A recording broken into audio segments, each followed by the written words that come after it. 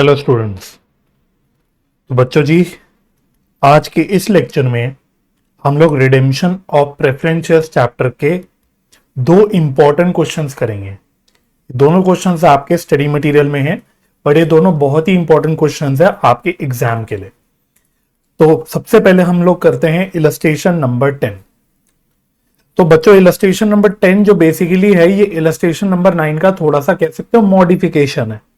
Illustration number 9 मैंने अपने पिछले लेक्चर में करवा लिया था अच्छे से। वो भी एक इंपॉर्टेंट क्वेश्चन था अपने आप में, क्योंकि उसमें अपने आप में एक इंपॉर्टेंट कॉन्सेप्ट लग रहा था जो हमने लास्ट लेक्चर में डिस्कस किया था।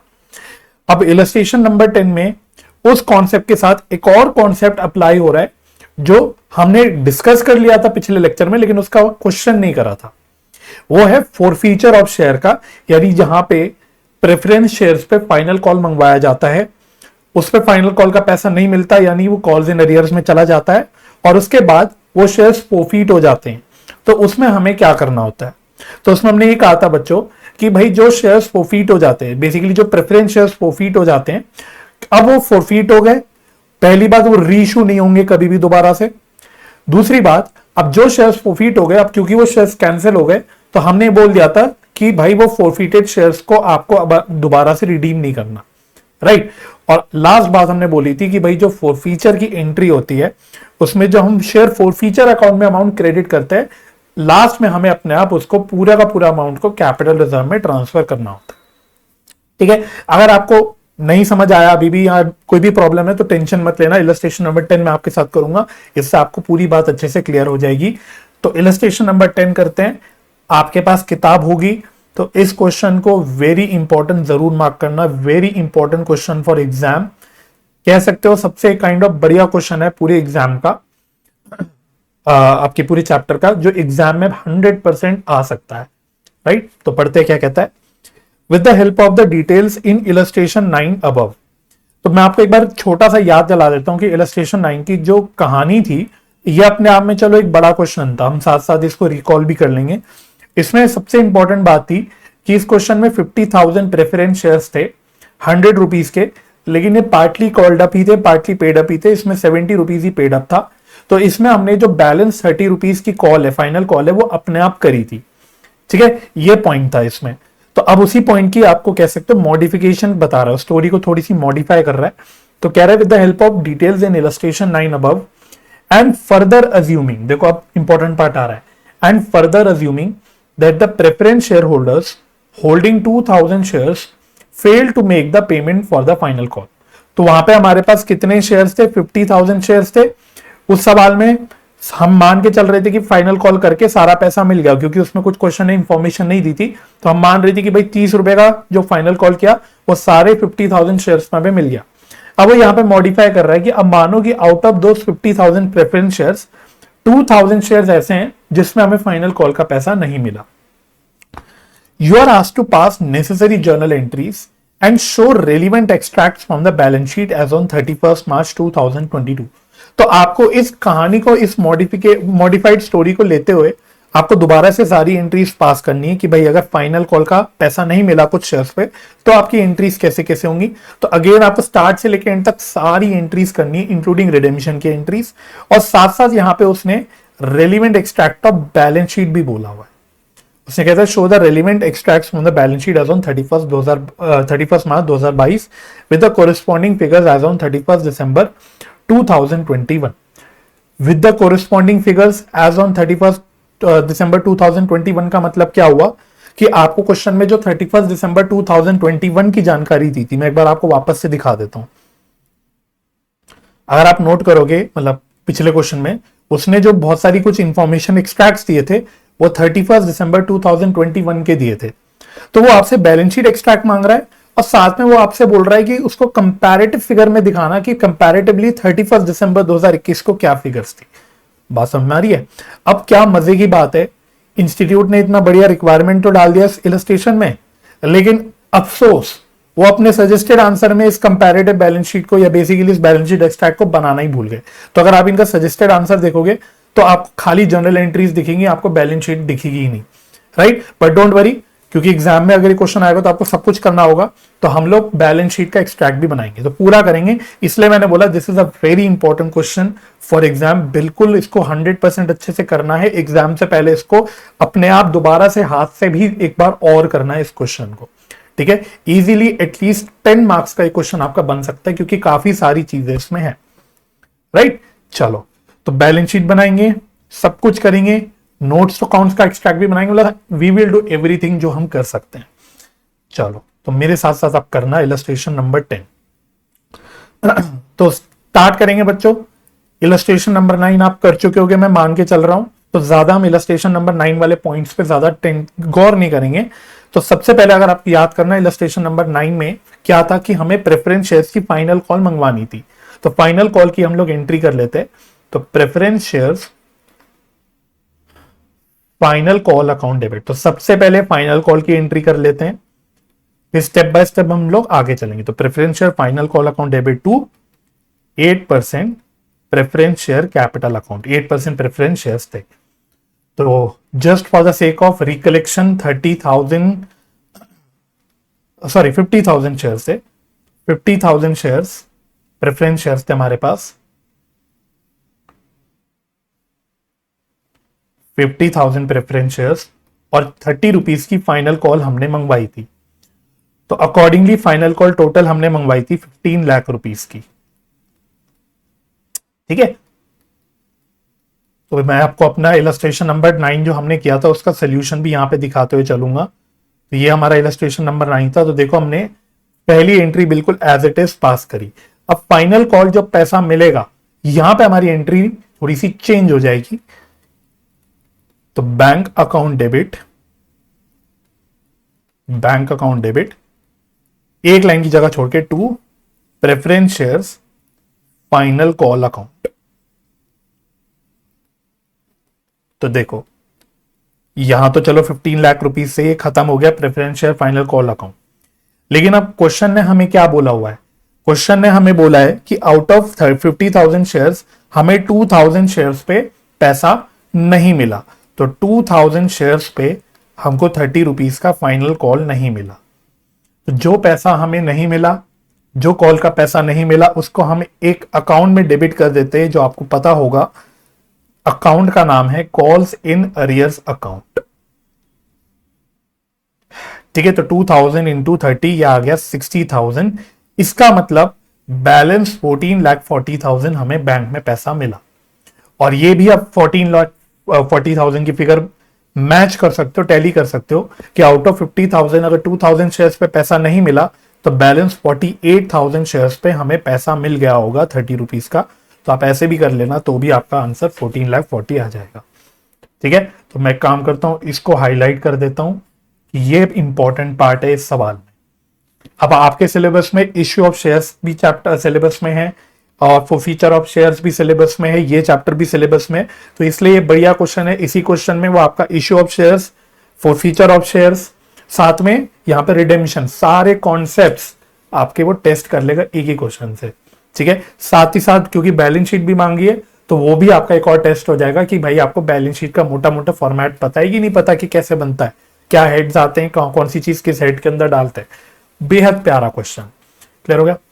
अच्छा, अब क्वेश्चन ने बोला कि क्योंकि हमें इन शेयर्स पे पैसा नहीं मिला, तो कंपनी ने गुस्सा होकर, नाराज होकर इन शेयर्स को अब फोरफीट भी कर दिया।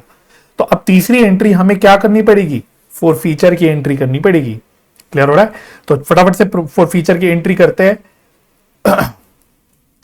तो सबसे पहले 8% preference share capital account debit.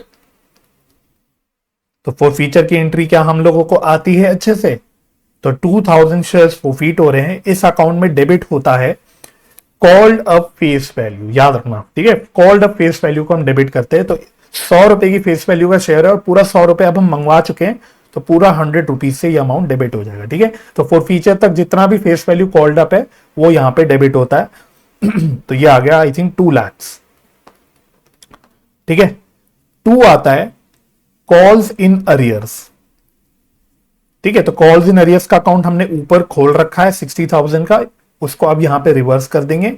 और जो फेस वैल्यू का पैसा बेसिकली हमें जो मिल चुका है उसको हम शेयर फॉरफीचर या फॉरफीटेड शेयर अकाउंट, दोनों में से आप कुछ भी यूज कर सकते हो, उसमें क्रेडिट कर देते हो, तो show share forfeiture account.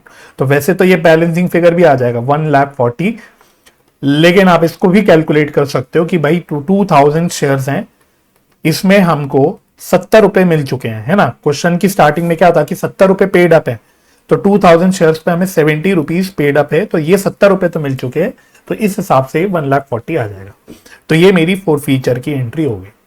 Clear हो गया। अब फॉरफीचर के बाद अब हम लोग क्या करेंगे, अभी भी रिडेम्पशन पे नहीं आएंगे। अगर मैं आपको इलस्ट्रेशन नंबर 9 पे वापस लेके आऊं, तो उस कहानी में क्या हुआ था, इलस्ट्रेशन नंबर 9 में हमने एक कुछ नए शेयर्स इशू भी करे थे। हमने बेसिकली अगर यहां देखोगे 50,000 इक्विटी शेयर्स इशू करे थे 100 रुपए के, लेकिन 110 पे, मतलब 10 रुपए के प्रीमियम पे करे थे। ठीक है। और इसका भी ब्रेकअप था, जो देखो यहां पे बना दिया था 100 + 10 का। 20 रुपीज एप्लीकेशन पे थे, 25 + 10 बेसिकली अलॉटमेंट पे थे, और बैलेंस 55 रुपीज आपका जो फाइनल कॉल था उस पे था। ठीक है।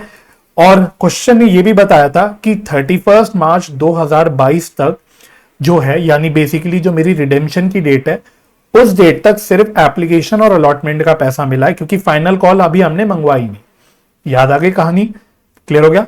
तो इसमें हमको एक शेयर एप्लीकेशन की एंट्री मारनी पड़ेगी, अलॉटमेंट की एंट्री मारनी पड़ेगी, राइट। चलो, अगर ये बात याद आ गई तो इसकी एंट्री में कोई भी चेंज नहीं होगा, ये हमने एज इट इज जो इलस्ट्रेशन नंबर 9 में करी थी, सेम एंट्री कॉपी पेस्ट हो जाएगी। Bank account debit to equity share application account. तो हमने कितने शेयर्स इशू करे हैं, हमने शेयर्स इशू करे कितने, 50,000 शेयर्स इशू करे थे, और 20 रुपीज हमारा एप्लीकेशन पे था, तो 50,000 × 20। चलिए, तो ये आ गया हमारा टोटल 10 लाख रुपीज एप्लीकेशन का। इसके बाद अलॉटमेंट की डेट आती है, तो अलॉटमेंट की डेट पे हम लोग एप्लीकेशन का जो अमाउंट होता है उसको शेयर कैपिटल में ट्रांसफर कर देते हैं, तो उसकी एंट्री होती है equity share application account debit to equity share capital account. ठीक है। तो ये हो गया 10 लाख,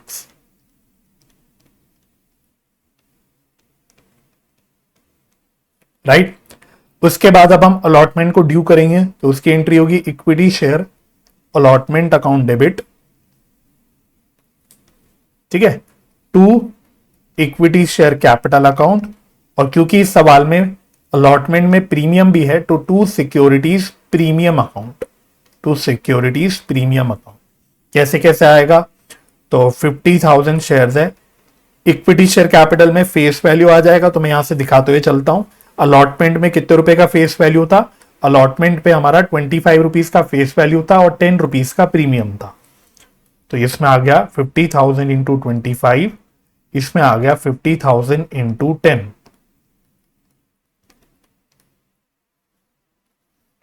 तो ये आ गया 12.5 लाख।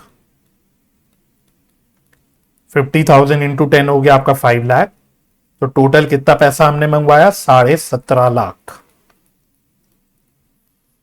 ठीक है। बेसिकली 50,000 × 35 करेंगे तो 17.5 लाख टोटल हमने अमाउंट मंगवाया।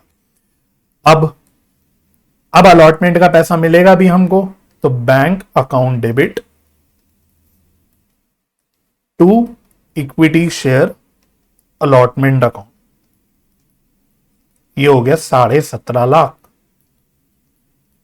तो हमें 17.5 लाख रुपए बेसिकली मिल भी गया अलॉटमेंट का। तो ये एंट्रीज जो हमने इशू की करी बिल्कुल डिट्टो सेम थी जो इलस्ट्रेशन नंबर 9 में हमने लास्ट लेक्चर में भी करी थी। इस एंट्री में कोई भी चेंज नहीं हुआ। अब जरा रिडेम्पशन की एंट्री पे आ जाते हैं। रिडेम्पशन की एंट्री में आएंगे। अब हमें रिडेम्पशन के टाइम पे सबसे पहले क्या करना है, प्रेफरेंस शेयर होल्डर्स को उनका जो भी अमाउंट ड्यू है वो ड्यू करना है बेसिकली, राइट। तो उसकी एंट्री क्या हो जाएगी, 8% preference share capital account debit. और एक बार मैं फिर से आपको इलस्ट्रेशन नंबर 9 भी दिखाते हुए चलूंगा। इस क्वेश्चन में बोला था कि जो रिडेम्पशन हो रही है वो 5% प्रीमियम पे हो रही है, तो यानी कि यहां पे कुछ प्रीमियम ऑन रिडेम्पशन भी है। तो premium on redemption account debit, तो 100 रुपए की फेस वैल्यू है, 5% का प्रीमियम है, तो पर शेयर कितना प्रीमियम हो गया, 5 रुपीज का, राइट। Yes sir. अच्छा, two preference share holders account.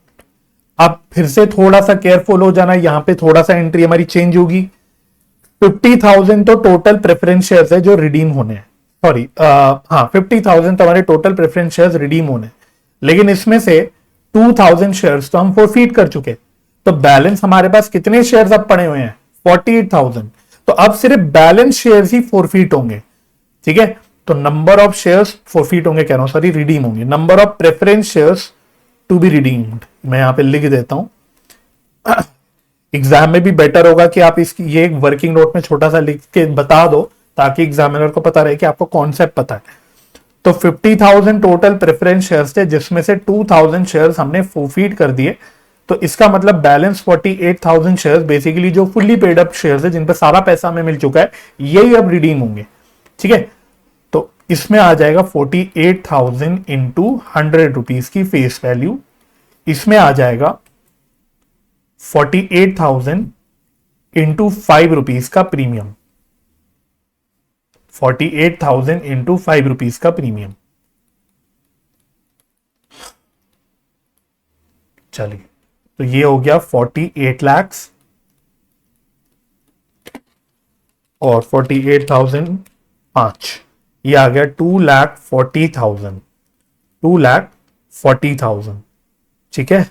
तो टोटल अमाउंट आ गया आई थिंक 50,40,000, ठीक है। ये अमाउंट ड्यू कर दिया रिडेम्पशन पे, अब पे भी कर देंगे। Preference share holders account debit to bank account, to bank account, ठीक है। तो 50,40,000 हम लोग रिडेम्पशन का जो अमाउंट है बेसिकली पे कर देंगे प्रेफरेंस शेयर होल्डर्स को। यहां तक एंट्री हो गई। अच्छा, अब अभी हमारी एंट्री खत्म नहीं हुई, अभी हमें बहुत सारी एंट्रीज और करनी है। क्या क्या एंट्री और करनी है? पहला, एक एंट्री आपको सीआरआर बनाने की करनी है। तो एक बार देख लेते हैं, हमारे पास इसमें शायद जनरल रिजर्व पड़ा हुआ था ना बहुत सारा। यस, हमारे पास जनरल रिजर्व पड़ा हुआ था 50 लाख रुपीस का। तो इसको यूज करके हम लोग बना लेंगे CRR, general reserve account debit to CRR, बोले तो कैपिटल रिडेम्पशन रिजर्व। इसकी कैलकुलेशन भी आपको एग्जाम में वर्किंग नोट में करके दिखानी होगी साफ साफ, मैं यही दिखा देता हूं अभी। Face value of preference shares redeemed. तो कितने फेस वैल्यू के हमने प्रेफरेंस शेयर्स रिडीम करे? ये रहे 48 lakh, 48 lakh less face value of shares issued. लेकिन याद है लास्ट लेक्चर में इलस्ट्रेशन नंबर 9 में भी हमने क्या बोला था? हमने बोला था कि सीआरआर की कैलकुलेशन के टाइम पे जितना फेस वैल्यू रिसीव हो चुका है रिडेम्पशन तक, उतना ही लेना है। तो वैसे तो जो हम शेयर्स इशू कर रहे थे वो हम कर रहे थे कितने रुपए के? 100 रुपीज के फेस वैल्यू के। लेकिन रिडेम्पशन तक हमें देखना है कि रिडेम्पशन तक हमें कितना फेस वैल्यू मिल चुका है। तो 20 + 25, ये हमने यहां पे बोला था 45 रुपीज का फेस वैल्यू हमको मिल चुका है till the date of redemption, right. तो इसलिए हमको यहां पे कितना लेना है? 45 रुपीज के हिसाब से लेना। और सेम चीज हमने यहां इलस्ट्रेशन नंबर 9 जो किया था उसमें भी अप्लाई किया था। तो 50,000 शेयर्स पे सिर्फ 45 रुपीज का ही फेस वैल्यू मिला है, तो वही यहां पे एडजस्ट होगा। तो ये आया था 22,50,000, 22,50,000। तो ये कितना बच गया? ये बच गया 25,50,000। तो इतने रुपए का आपको सीआरआर बनाना है, इतने रुपए का हमको सीआरआर बनाना है 25,50,000।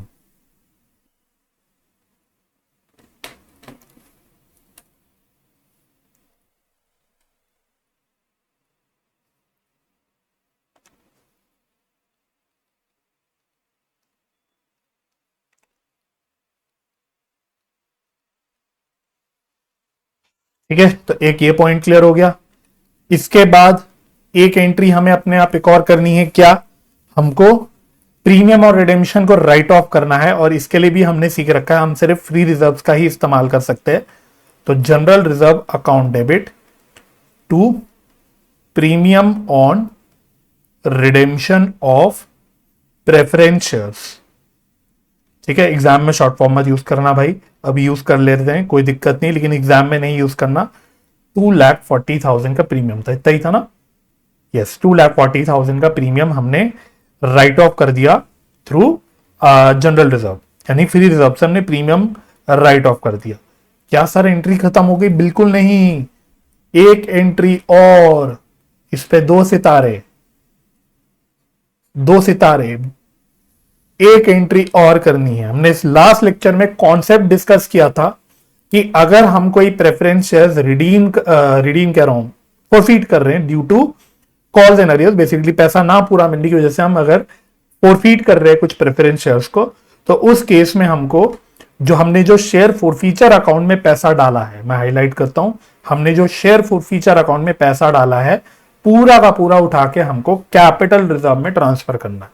ठीक है, क्यों? क्योंकि भाई जो ये शेयर्स फॉरफीट हुए हैं अब ये कभी रीइश्यू नहीं होंगे, ये पक्का है। क्योंकि भाई अब ओरिजिनली शेयर्स जब रिडीम ही कर रहे हैं तो कोई तुक नहीं बनता कि हम पहले इन शेयर्स को फिर पहले रीइश्यू करें और फिर वापस उनको रिडीम करें, तो इट मेक्स नो सेंस। इसलिए ये शेयर्स रीइश्यू तो होने नहीं वाले। इसका मतलब सारा का सारा जो ये अमाउंट है जो हमने फॉरफीचर अकाउंट में डाल रखा है, ये सारा का सारा कंपनी का फायदा ही हो गया, क्योंकि अब ये पैसा उनको पास पड़ा हुआ है, ये उनको देना तो है नहीं, ना उनको नालायक शेयर होल्डर्स को वापस करना है, ना इसको यूज करके कोई रीइश्यू का कोई डिस्काउंट देना है, जैसा कि हमने फॉरफीचर के चैप्टर में सीखा। इसलिए अब ये सारा का सारा अमाउंट हम मानेंगे कि बेसिकली ये फॉरफीचर पे गेन हो गया और सब कुछ हम लोग इस पूरा अमाउंट कैपिटल रिजर्व में डाल देंगे। तो एंट्री हो जाएगी share forfeiture account debit to capital reserve.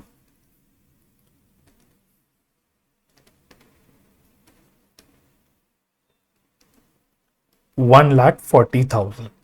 अब जाके आपकी सारी जर्नल एंट्रीज कंप्लीट हुई। ठीक है, अब कुछ बच्चे आप पूछ सकते हैं सर क्योंकि अमाउंट जो है इवेंचुअली कैपिटल रिजर्व अकाउंट में ही आने वाला है, तो सर हम ऐसा नहीं कर सकते कि हमने जो फॉरफीचर की एंट्री मारी है ऊपर, यहां पे हम सीधा कैपिटल रिजर्व भी लिख दें? हम क्यों शेयर फॉरफीचर अकाउंट यूज करके फिर उससे कैपिटल रिजर्व में ट्रांसफर करें?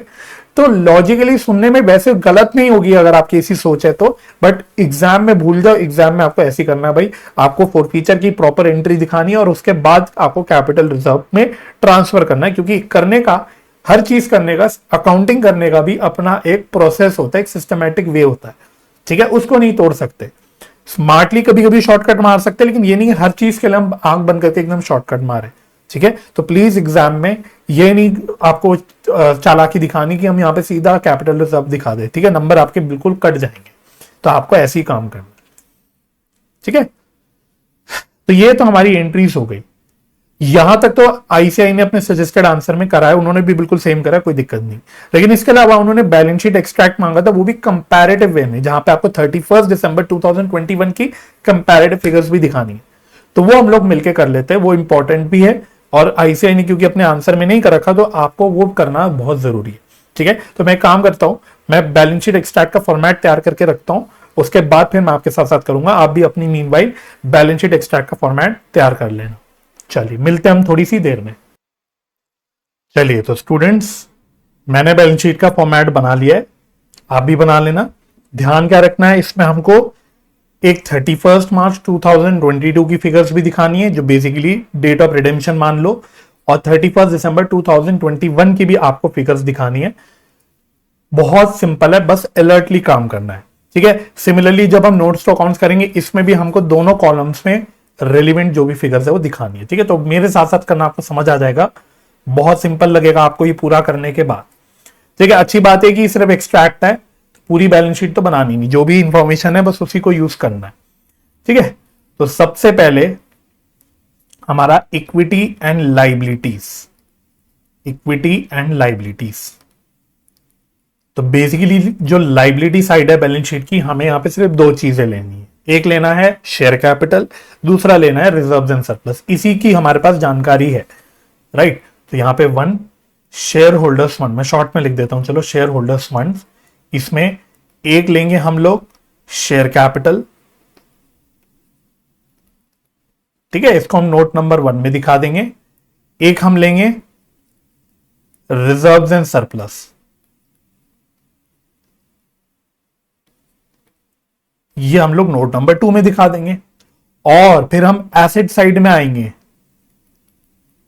एसेट साइड में आएंगे और यहां पे हमको लेना होगा कैश एंड कैश इक्विवेलेंट्स।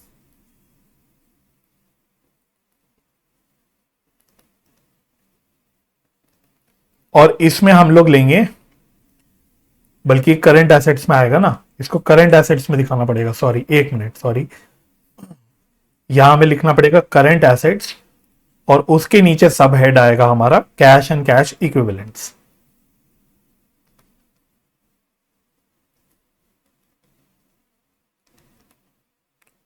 ठीक है, इसको हम नोट नंबर 3 में दिखा देंगे। अब देखो यहाँ कैश एंड कैश इक्विवेलेंट्स बना मैं इसलिए रहा हूं क्योंकि क्वेश्चन में अगर आप देखोगे, मैं आपको इलस्ट्रेशन 9 एक बार खोल के दिखाता हूं, क्वेश्चन ने आपको बैंक की भी जानकारी दी थी कि बैंक का बैलेंस कितना है एज ऑन 31 दिसंबर 2021। इस रीजन से मैं इसका भी बना ले रहा हूं।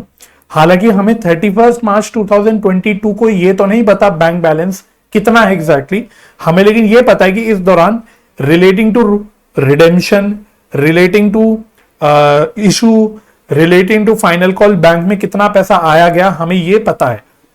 ठीक है, इसलिए मैं क्या कर रहा हूं कि मैं बैंक भी दिखा दूंगा। हालांकि प्रैक्टिकली स्पीकिंग 31 दिसंबर 2021 से लेकर 31 मार्च 2022 के बीच में बैंक में इश्यू और रिडेम्पशन के अलावा कुछ और भी बैंक ट्रांजैक्शन हुई होगी ना, कोई सेल हुई होगी, कुछ और खर्चे पे करे होंगे, बैंक में तो बहुत सारी ट्रांजैक्शन हुई होगी, वो हमें नहीं पता। तो उस हिसाब से एक पॉइंट ऑफ व्यू ये भी बनता है कि भाई 31 मार्च 2022 को हमें बैंक का बैलेंस ही नहीं पता, हमें रेलिवेंट ट्रांजैक्शन सिर्फ पता है बैंक में क्या हुई, लेकिन उसके अलावा और भी बैंक में जो ट्रांजैक्शन हुई बीच के पीरियड में वो तो हमें पता नहीं। तो हम एग्जैक्टली तो नहीं बता सकते कि बैंक का बैलेंस 31 मार्च को कितना होगा, बट फिर भी to be on safe side हम अजम्पशन डाल देंगे कि भाई अज्यूमिंग कि इस बैंक अकाउंट में जो बैंक बैलेंस है इसमें और कोई भी ट्रांजेक्शन इसके अलावा नहीं हुई, हम लोग बैंक का बैलेंस निकाल लेंगे। ठीक है, चलो आओ तो एक एक करके करते हैं। सबसे पहला नोट हमारा शेयर कैपिटल का है, तो नोट नंबर 1 शेयर कैपिटल। तो पहले हम लोग प्रीवियस ईयर की फिगर्स कर लेंगे, उसके बाद हम लोग करंट ईयर की फिगर्स कर लेंगे। अब ऑथराइज कैपिटल वगैरह वैसे इसमें आता है, वो हमें पता नहीं, तो वो छोड़ दो, सीधा हम एक ही साथ लिख देंगे इशूड एंड सब्सक्राइब्ड कैपिटल। अब यहां थोड़ा सा हमको मेहनत करनी पड़ेगी, क्यों? क्योंकि प्रीवियस ईयर में हमें कुछ और लिखना है, प्रीवियस ईयर मतलब 31 दिसंबर को, और 31 मार्च में हमें कुछ और लिखना है। तो प्रीवियस ईयर में तो कोई प्रॉब्लम नहीं, साइड में अपना इलस्ट्रेशन नंबर 9 खोल के रखना, सब कुछ आपको यहां पे दिख जाएगा। ठीक है, तो अभी सिर्फ 31 दिसंबर की चीज डाल रहे हैं, इसमें एक तो 1 लाख इक्विटी शेयर्स हैं 100 रुपए के, ये फुल्ली पेड है। चलो तो 1 लाख इक्विटी शेयर्स शॉर्ट में लिख देता हूं और ₹100 each fully paid, fully paid, right? एक मिनट, तो ये है हमारे 1 लाख इंटू 100, 1 करोड़ रुपए, यही था ना? तो प्रीवियस ईयर में 1 करोड़ रुपए हो गया, और 31 मार्च को भी ये जो पुराने खड़े हुए शेयर्स है ये तो 31 मार्च को भी होंगे ना, ये थोड़ी कहीं गए, इनको थोड़ी छेड़ा गया है। जो पुराने एग्जिस्टिंग इक्विटी शेयर्स थे उनको तो हमने छेड़ा नहीं, तो ये 31 दिसंबर को थे 1 लाख शेयर 100 रुपए के फुल्ली पेड, ये 31 मार्च को भी होंगे। लेकिन 31 मार्च को कुछ नए शेयर्स भी आ गए होंगे हमारे पिक्चर में, कौन से वाले? देखो 50,000 इक्विटी शेयर्स आए ऑफ ₹100 ईच, लेकिन इसमें कितने रुपए पेड अप लेना है भाई? हमें कितने रुपए पेड अप लेना है? वही जो हमने सीआरआर की कैलकुलेशन में भी लिया, कितने रुपए पेड अप है? 45 rupees paid up, 45 rupees paid up. तो 100 रुपए के हैं लेकिन 45 रुपीज पेड अप हैं ये। तो ये मल्टीप्लाई हमने ऊपर सीआरआर की कैलकुलेशन में कर लिया था, तो यहीं से देख लेता हूं। तो 50,000 इंटू 45 ये आया था 22.5 लाख। तो ये वाले शेयर जो है ये 31 मार्च 2022 को आएंगे, लेकिन 31 दिसंबर को ये नहीं थे। ठीक है, तो ये नए वाले शेयर्स हैं, इनको मैं अलग से हाईलाइट कर देता हूं। ये वो नए शेयर्स हैं जो इशू करे गए कंपनी द्वारा। ठीक है, ये तो इक्विटी शेयर्स की बात हो गई। अब प्रेफरेंस शेयर्स की बात करो। प्रेफरेंस शेयर्स तो सारे रिडीम हो गए, 50,000 प्रेफरेंस शेयर्स थे, 2,000 फॉरफीट हो गए, बचे 48,000 रिडीम हो गए। तो प्रेफरेंस शेयर्स में तो कुछ भी नहीं बचा, बात खत्म हो गई। तो आई थिंक शेयर कैपिटल में इतना ही आएगा, शेयर कैपिटल में तो कुछ और आएगा नहीं। चलो तो इसका टोटल कर लो, तो इसका टोटल आ रहा है 1 करोड़। अरे नहीं, लेकिन प्रीवियस ईयर में तो थे ना प्रेफरेंस शेयर्स। एक मिनट, प्रीवियस ईयर थे, 31 दिसंबर को प्रेफरेंस शेयर्स थे, तो वो वाले हमको लेने पड़ेंगे। तो लिखो 50,000 प्रेफरेंस शेयर्स और ₹100 ईच, लेकिन ₹70 पेड अप। यहां लिख देते हैं 70 पेड अप। देखो यहां तो नहीं होंगे ये, लेकिन 31 दिसंबर को तो थे ना, ये तो क्वेश्चन नहीं बता रखा था। तो हमें क्योंकि 31 दिसंबर की भी फिगर्स दिखानी है कंपैरेटिव वे में, तो ये भी हमको लेना पड़ेगा। तो ये कितने थे? 35 लाख रुपीस के थे, 35 लाख रुपीस। अब खत्म हो गया, अब आप इसको क्लोज कर सकते हो। तो इसका टोटल आ रहा है 1,22,50,000। इसका टोटल आ रहा है 1,35 लाख। ठीक है, तो साथ साथ इसको यहां लिख देते हैं 1,22,50,000, 1,35 लाख। ठीक है, और कोई शेयर्स नहीं थे तो हमने शेयर सारे डाल दिए। चलो डन हो गया ये। Yes sir. आओ नेक्स्ट नोट नंबर 2 में reserves and surplus. Reserves and surplus. चलिए तो एक काम करते हैं, पहले प्रीवियस ईयर की फिगर्स ले लेते हैं। तो पहले हम लोग क्या सिक्योरिटीज प्रीमियम लिख दें? तो पहले प्रीवियस ईयर की फिगर्स लिख लेते हैं। सिक्योरिटीज प्रीमियम, सिक्योरिटीज प्रीमियम कितनी है? ये है 5 लाख, 31 दिसंबर को 5 लाख। इसके अलावा और क्या है? और है हमारे पास CRR 20 लाख का। अभी सिर्फ प्रीवियस ईयर की लिख रहे हैं हम लोग, तो 20 लाख का CRR है। ठीक है, और क्या है हमारे पास? जनरल रिजर्व है 20 लाख का।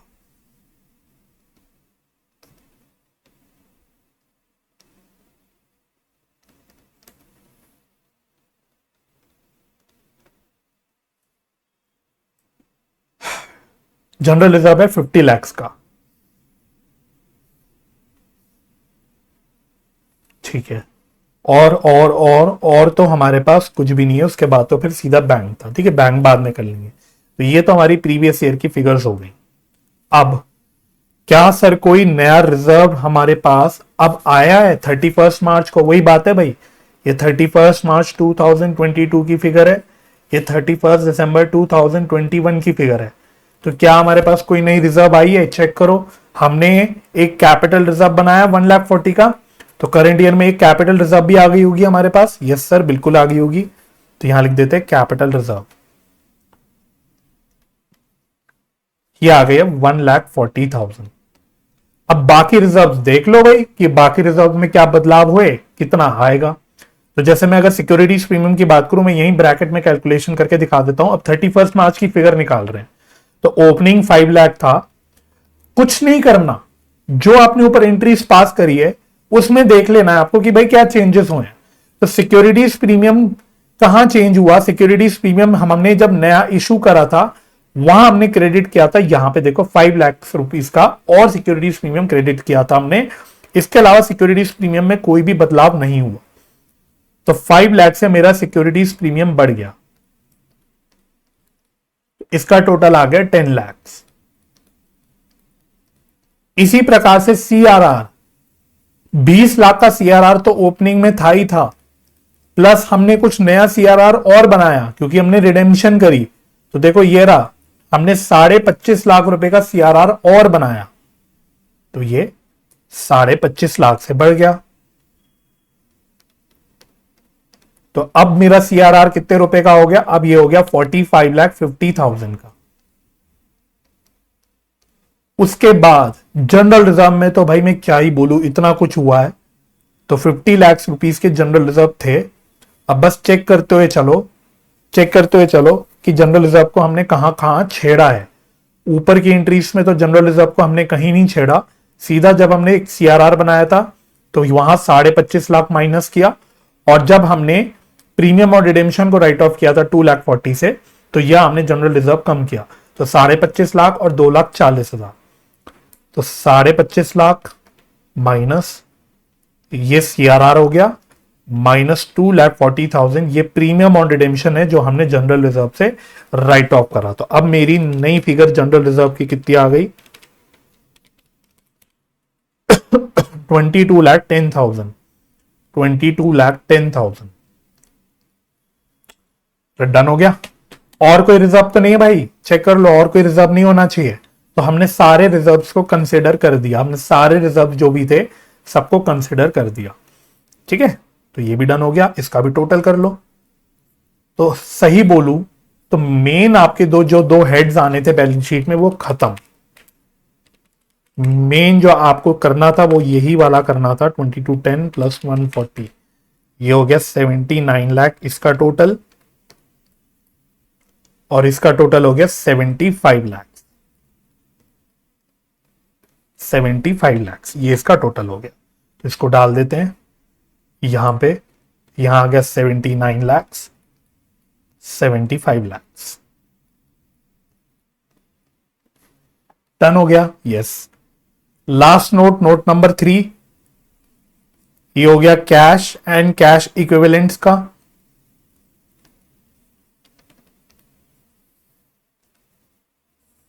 इसमें हमें लेना है कैश एट बैंक,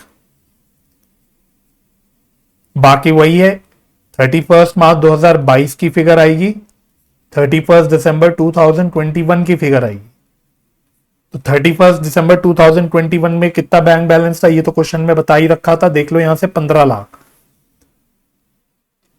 अब 31 मार्च 2022 को कितना होगा, इसके लिए बस आपको कुछ नहीं करना, प्लस माइनस करके देखना है भाई, जहां जहां बैंक अकाउंट आया, बैंक में पैसा आया तो प्लस कर दो, बैंक से पैसा गया तो माइनस कर दो, बस इतना ही काम करना है। ठीक है, तो एक काम करें सीधा, अगर आपको प्रॉब्लम ना हो, क्योंकि मैं ऊपर नीचे करता रहूंगा आपका भी दिमाग घूम जाएगा, मैं कैलकुलेटर पे कर लेता हूं। ठीक है, तो मैं कैलकुलेटर पे, ओपनिंग बैलेंस है 15 लाख रुपए का, ऊपर से एक एक करके एंट्रीज देखते हैं, जहां बैंक बैलेंस बढ़ रहा होगा उसको प्लस कर देंगे, जहां जा रहा होगा पैसा कम हो रहा होगा उसको माइनस कर देंगे। तो सेकेंड एंट्री में 14,40,000, देखो मैं हाईलाइट करते हुए चलता हूं येलो से, ये आ गया 14,40,000, तो प्लस 14,40,000। उसके बाद और फिर बैंक यहां आया 10 लाख रुपए, तो प्लस 10 लाख। उसके बाद और क्या हुआ, फिर यहां आया बैंक का बैलेंस 17,50,000 प्लस 17,50,000। उसके बाद ये पेमेंट करी 50,40,000 की, 50,40,000, और मेरे ख्याल से बैंक में कुछ नहीं हुआ, तो इसमें बैलेंस बच गया 6.5 लाख, 6.5 लाख का बैलेंस बच गया। अजम्पशन डाल देंगे हम, नोट डाल देंगे, note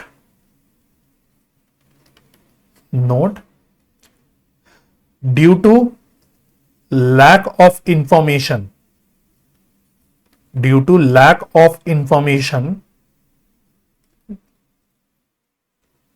we are ignoring other transactions, other bank transactions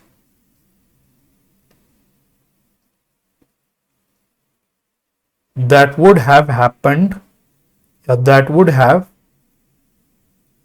taken place between 1st January 2022 to 31st March 2022। I hope ये पॉइंट आपको समझ आ गया होगा कि हमने क्या assumption ली, मैं क्या बोलना चाह रहा हूं, है ना। तो मैं बेसिकली क्लैरिफाई करना चाहता हूं क्या बोल रहे हैं हम लोग। ठीक है, एक नोट आप भी डाल देना एग्जाम में, तो इससे आप सेफ रहोगे। तो देखो भाई, क्वेश्चन ने हमें 31 दिसंबर 2021 का बैलेंस बता रखा था बैंक का। यहां तो बैंक का बैलेंस हमारे पास एग्जैक्ट अवेलेबल था, यहां कोई परेशानी नहीं थी। उसके बाद 31 मार्च 2022 आ गया, यहां पे क्वेश्चन वाले ने बैंक का बैलेंस तो नहीं बताया। तो अब हमारे पास ऑप्शन क्या है कि जो 31 दिसंबर का बैलेंस दिया है, इसमें हम लोग प्लस माइनस करके देख ले कि भाई जहां बैंक में पैसा आया वो हम प्लस कर दें, जहां बैंक से पैसा गया उसको माइनस कर दें।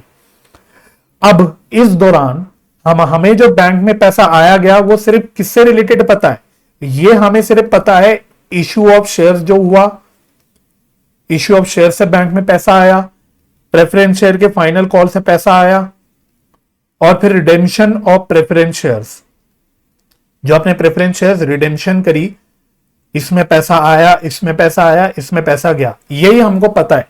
बेसिकली यही बैंक के इनफ्लोज आउटफ्लोज हमें पता है। अब प्रैक्टिकली स्पीकिंग इस दौरान ऐसा थोड़ी है कि यही ट्रांजैक्शन हुई होगी, और भी तो हुई होगी भाई। कैश सेल करी होगी तो बैंक में पैसा आया होगा, डेटर से पैसा मिला होगा, बैंक में पैसा आया होगा।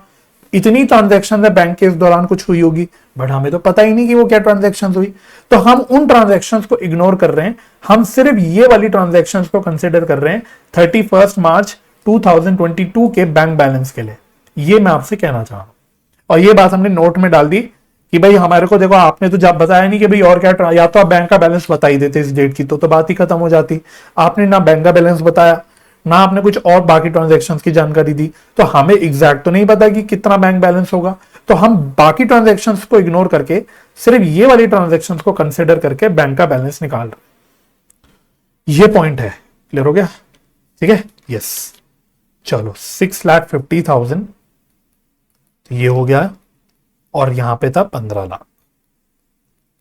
तो ये आपको बैलेंस शीट बनानी थी बेसिकली, जो क्वेश्चन में, मतलब जो आईसीआई अपने स्टडी मैट में बनाना तो भूल गए, बट कोई दिक्कत नहीं, हमने ये बना लिया। ठीक है, चलो लास्ट क्वेश्चन की ओर बढ़ते हैं। एक ही क्वेश्चन हमारा रह गया जो हमने नहीं करा, वो भी कर लेते, वो भी इंपॉर्टेंट क्वेश्चन है। आओ चलिए प्रैक्टिकल क्वेश्चन नंबर 1 करेंगे। अगेन बच्चों इस क्वेश्चन को भी वेरी इंपॉर्टेंट मार्क कर लो, मतलब चलो वेरी इंपॉर्टेंट नहीं तो इंपॉर्टेंट तो पक्का मार्क कर लो। इस तरह के क्वेश्चंस आपके पास्ट ईयर एग्जाम में, मतलब फाउंडेशन में नहीं, ऑफ कोर्स इंटर में, बट ये आ चुके हैं, ये सारे क्वेश्चंस आपके इस तरह के जो हैं आ चुके एग्जाम में, तो ये आपके एग्जाम में भी आराम से आ सकते हैं।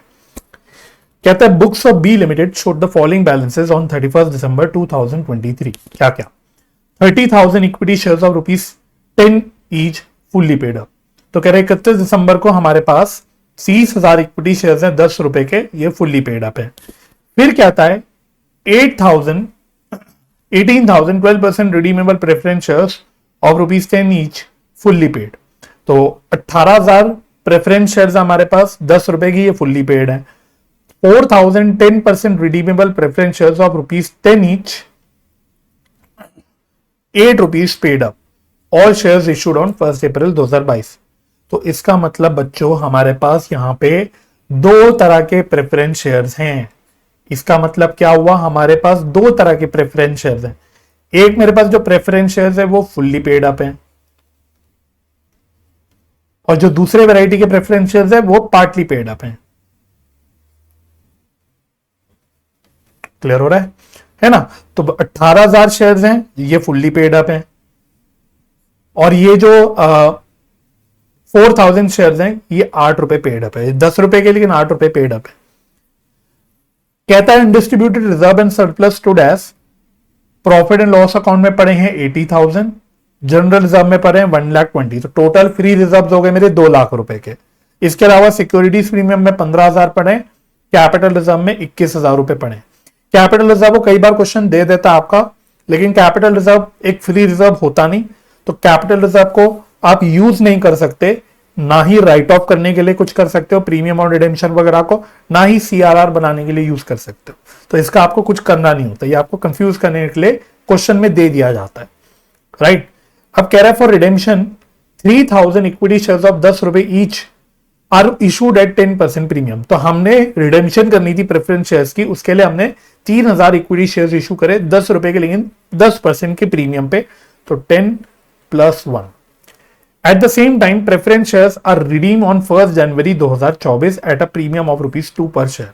कह रहे 1 जनवरी 2024 को हमने प्रेफरेंस शेयर्स को रिडीम कर दिया ₹2 पर शेयर के प्रीमियम पे। अब यहां पे अगर आप नोट करोगे, हमारे पास दो वैरायटी के प्रेफरेंस शेयर्स थे। क्वेश्चन ने ये नहीं बताया कि हम कौन से प्रेफरेंस शेयर्स रिडीम कर रहे हैं। रिडीम कर रहे हैं, लेकिन कौन से वाले कर रहे हैं? फुल्ली पेड अप वाले कर रहे हैं कि पार्टली पेड अप वाले कर रहे हैं, राइट? तो अब आप यहां पे क्या करोगे, तो ये कॉन्सेप्ट अगेन लास्ट लेक्चर में हम लोग कवर कर चुके थे। मैं आपको नोट्स में एक बार लेके आता हूं। अगर मैं आपको एक बार नोट्स पे लेके आऊं, ये देखो पार्टली कॉल्ड अप शेयर्स।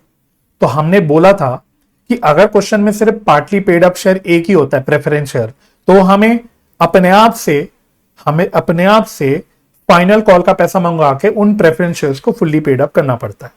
लेकिन अगर क्वेश्चन में पार्टली पेड अप शेयर्स भी है और फुल्ली पेड अप शेयर्स भी है, यानी हमारा केस नंबर 2, और क्वेश्चन वाला ये ना बताए कि हम कौन से शेयर्स को रिडीम कर रहे हैं, तो इस केस में जो अजम्पशन चलती है ये हम मानते हैं कि जो फुल्ली पेड अप वाले शेयर है वही रिडीम हो रहे होंगे और पार्टली पेड अप शेयर वाले जो शेयर है रिडीम नहीं हो रहे होंगे।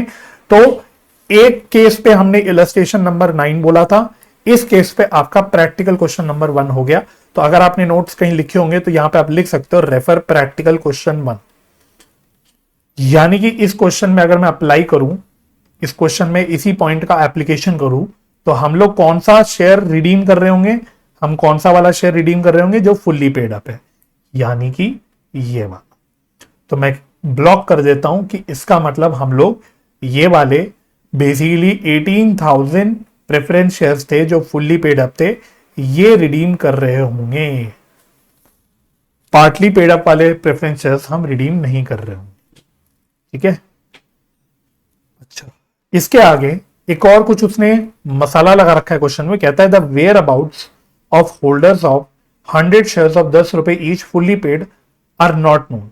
तो कह रहे हैं हम रिडेम्पशन तो करने गए, हम कितने शेयर्स रिडीम करने गए थे, हम लोग रिडीम करने गए 18,000 शेयर्स, हम 18,000 शेयर्स रिडीम करने गए, लेकिन इसमें से 100 शेयर्स ऐसे थे, एक होल्डर था जिसके पास 100 शेयर्स थे, उसको हम ढूंढते रहे कि ले भाई अपना पैसा वापस ले ले, बट ये हमें मिला ही नहीं।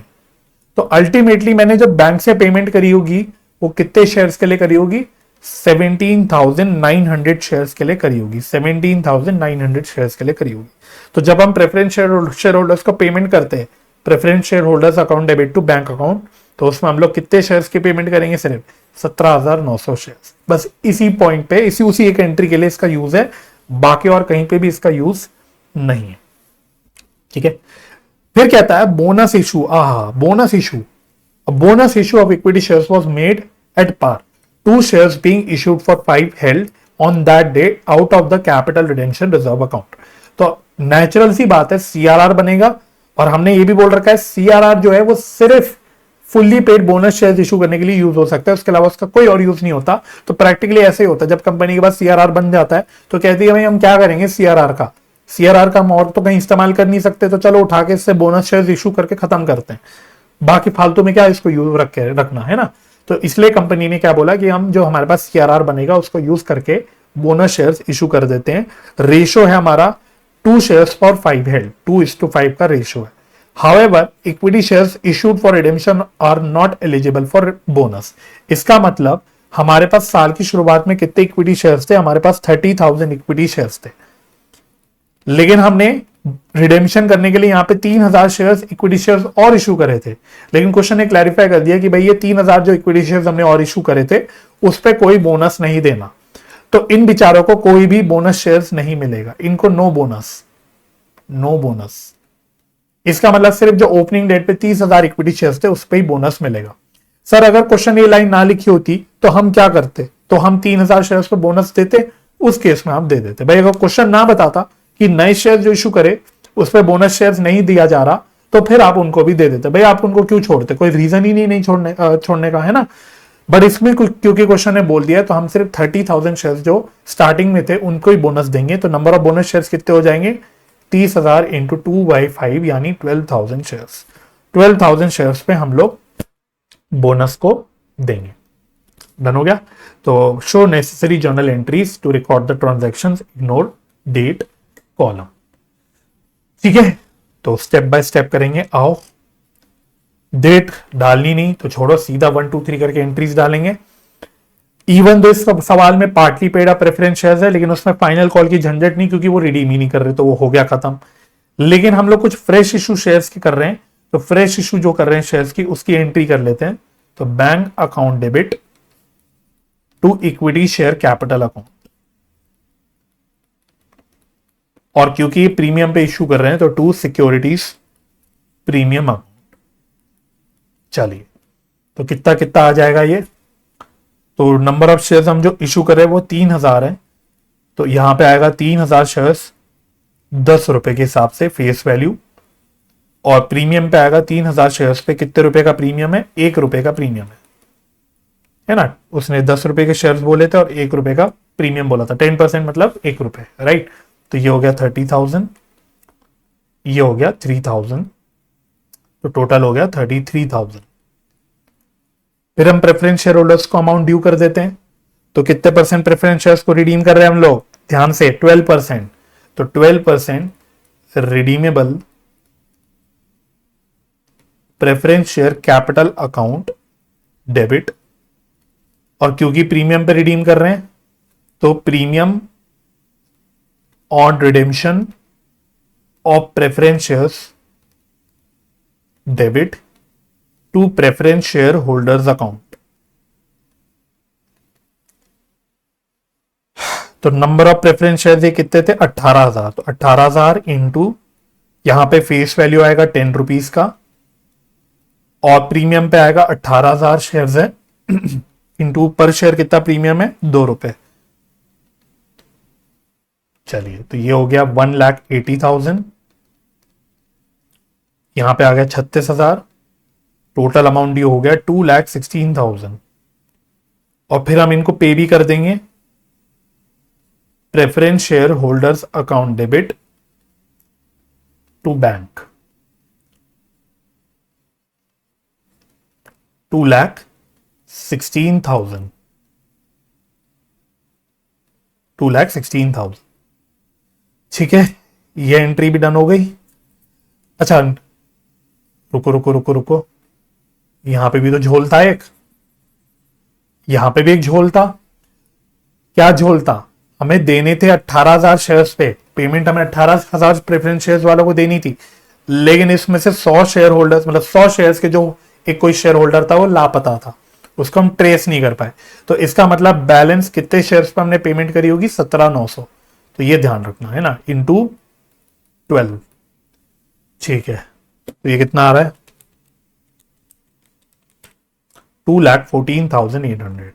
तो ये इंपॉर्टेंट पॉइंट है, मतलब थोड़ा सा इंपॉर्टेंट है, इतना भी नहीं है मतलब कि जिसमें कोई भारी कोई कॉन्सेप्ट ही लगा रहे हो, ऐसा भी नहीं है भाई। जाहिर सी बात है भाई, जो शेयर होल्डर्स मिलेंगे उन्हीं को तो पेमेंट कर पाओगे, जो शेयर होल्डर्स मिलेंगे ही नहीं उनको आप पेमेंट कैसे करोगे, बात समझ में आ रही है।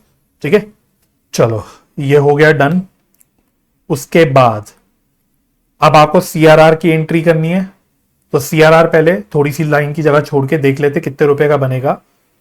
तो सीआरआर इज इक्वल टू, तो face value of preference shares redeem, तो ये रहे 1,80,000, 1,80,000 minus face value of shares issued, वो भी हमने सीखा कि ओनली जितना फेस वैल्यू रिसीव हो चुका up to the date of redemption उतना ही लेते हैं। इस क्वेश्चन में कोई झमेला नहीं, इसमें तो पूरा ही पैसा मिल गया 30,000 का।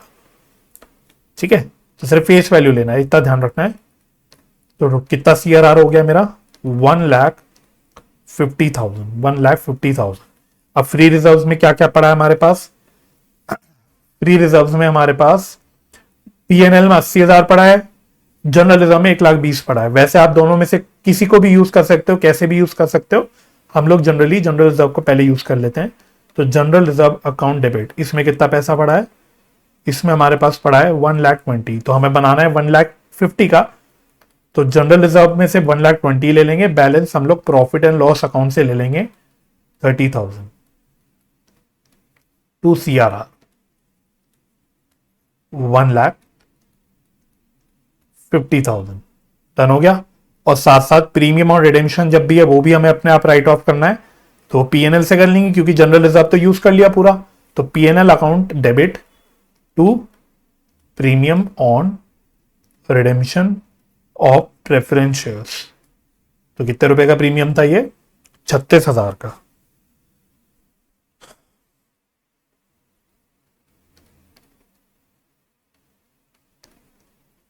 ठीक है, ये भी डन हो गया। उसके बाद अब बोनस शेयर्स इशू हो रहे हैं, तो बोनस शेयर्स की एंट्री हमने बोनस के चैप्टर में डिस्कस कर ली थी। अगर आपने वो नहीं देखा तो आप लेक्चर चेक कर लेना, मेरे चैनल पे मिल जाएगा। ठीक है, तो मैं डिस्क्रिप्शन पे भी लिंक छोड़ दूंगा, बोनस शेयर्स का जो लेक्चर है उसका, तो वो देख लेना। तो उसकी एंट्री होगी CRR अकाउंट डेबिट। तो कैपिटल रिडेम्पशन रिजर्व हमने यूज किया। नंबर ऑफ बोनस शेयर्स कितने हैं मैं यहां पे दोबारा से कैलकुलेट कर लेता हूं। नंबर ऑफ बोनस शेयर्स, तो क्वेश्चन ने साफ साफ बोला कि 30,000 शेयर्स जो स्टार्टिंग में पड़े थे सिर्फ उनको ही बोनस देना है 2:5 के रेशियो में। तो ये हमने निकाला था 12,000, यानी अगर मैं इंटू 100 करूं, इंटू 10 करूं, सॉरी 10 रुपए के शेयर हैं, तो ये आ जाएगा 1,20,000। हमारे पास CRR कितने रुपए का बना हुआ है? 1,50,000 का बना है। इसका मतलब पूरा का पूरा CRR मतलब हम लोग यूज कर सकते हैं, मतलब हम बोनस शेयर्स के लिए CRR का इस्तेमाल कर सकते हैं खाली, हमें और कोई भी रिजर्व की जरूरत नहीं। तो CRR account debit to bonus to share holders. तो पहले हम लोग बोनस ड्यू करते हैं, इसको हम बोलते थे बोनस सैंक्शन करना, इसको हम बोलते थे बोनस सैंक्शन हो गया, और फिर हम बोनस शेयर्स इशू कर देते थे। Bonus to share holders account debit to equity share capital account.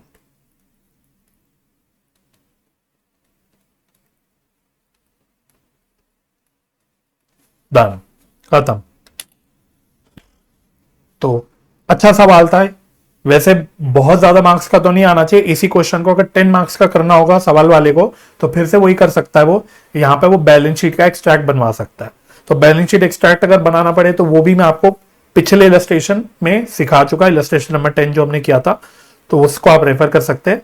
तो अगर बैलेंस शीट बनाने को भी बोल दे क्वेश्चन, तो आपको कैसे प्रोसीड करना है बैलेंस शीट के लिए, वो भी आपको मैं सिखा चुका। ठीक है, तो दो बहुत ही इंपॉर्टेंट क्वेश्चन थे एग्जाम के लिए। 100% आपको बिफोर एग्जाम इन दोनों भी सवालों को रिवाइज करके जाना है, क्योंकि इन सवालों में अगर आपने नोट किया होगा सिर्फ 2 क्वेश्चंस करे, लेकिन मल्टीपल कॉन्सेप्ट्स हमारे टेस्ट हुए, मल्टीपल, आप गिन भी नहीं सकते। आपके बहुत सारे कॉन्सेप्ट टेस्ट हो गए। अगर आप शेयर कैपिटल की अकाउंटिंग की बात करोगे तो हमने रिडेम्पशन की तो करी अकाउंटिंग, लेकिन उसमें छुटपुट कॉन्सेप्ट हमने सीखे कि CRR की कैलकुलेशन करने के लिए हमें सिर्फ फेस वैल्यू लेना है जितना रिसीव हो चुका है up to the date of redemption, ये कॉन्सेप्ट किया हमने। ये भी देखा इन दोनों सवालों के माध्यम से कि अगर पार्टली पेड अप शेयर है, एक ही कैटेगरी का है, तो हमें फाइनल कॉल खुद मंगवाना है। 2 कैटेगरी के हैं, फुल्ली पेड भी है, पार्टली पेड भी है, तो हमें अपने आप से सिर्फ फुल्ली पेड वाला रिडीम करना है। ये दोनों भी सवालों में हमने टेस्ट कर लिया। ठीक है, क्योंकि इलस्ट्रेशन 10 बेसिकली इलस्ट्रेशन नंबर 9 का ही कंटिन्यूएशन था। तो एक तरह से आप कह सकते हमने 3 क्वेश्चन करके बहुत सारे कॉन्सेप्ट टेस्ट कर लिए। क्लियर हो रहा है? इसके अलावा फिर हमने ये भी देखा कि अगर फोरफीचर हो रहा है, अगर कॉल्स इन एरियर्स है और फिर शेयर्स फोरफीट होते हैं, तो हमने ये देखा कि भाई जो फोरफीट हो गए शेयर्स उनको रिडीम नहीं करेंगे, और जो फोरफीटेड शेयर अकाउंट में पैसा डाला जो बेसिकली वो सारा का सारा कैपिटल रिजर्व में चला जाएगा, ये हमने सीखा। इसके अलावा हमने ये भी बोला कि भाई ये फोरफीटेड शेयर्स वापस से रीइश्यू नहीं होते। ठीक है, और रिडेम्पशन करते वक्त सिर्फ बचे हुए जो शेयर्स हैं वही आप रिडीम करोगे। इसके अलावा हमने बैलेंस शीट भी बनवाई, हमने फोरफीचर की एंट्री करके वो भी रिवाइज किया, हमने इशू की शेयर्स की एंट्री करी जहां पे एप्लीकेशन भी है, अलॉटमेंट भी है, सब कुछ करा, हमने बोनस की एंट्री भी मारी, हमने बैलेंस शीट भी बनाई, मतलब बहुत सारा काम करा इन 2 क्वेश्चंस में। इसलिए करने में और हमें 1 घंटा लगभग लग भी गया।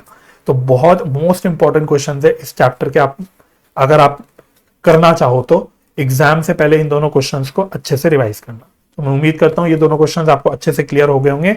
अगर आपकी कोई कंफ्यूजन रह गई है, कोई डाउट रह गया है, तो आप कमेंट सेक्शन पे लिख सकते हैं, नहीं तो आप इंस्टाग्राम पे भी मुझे रीच आउट कर सकते हैं। मेरी इंस्टाग्राम आईडी है CA_Shailen, नीचे आपको टेक्स्ट पे दिख भी रही होगी, आप उस पर भी मेरे को DM से रीच आउट कर सकते हैं।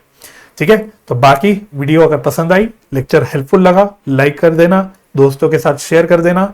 चैनल सब्सक्राइब नहीं किया तो प्लीज चैनल भी सब्सक्राइब कर देना। कमेंट सेक्शन पे अपने फीडबैक्स भी आप दे देना। ठीक है, और अगर फ्यूचर लेक्चर्स के नोटिफिकेशन आपको चाहिए तो बेल आइकन भी प्रेस कर देना। तो मुझे अपना समय देने के लिए बहुत बहुत धन्यवाद। अपना ख्याल रखिए, परिवार का ख्याल रखिए, हंसी खुशी रहिए, एक दूसरे की मदद करते रहिए और पॉजिटिव माइंडसेट से पढ़ाई करते रहिए। मिलते हैं हम लोग नेक्स्ट लेक्चर में, जिसमें हम नया चैप्टर, नया टॉपिक उठाएंगे। तब तक के लिए bye bye and take care.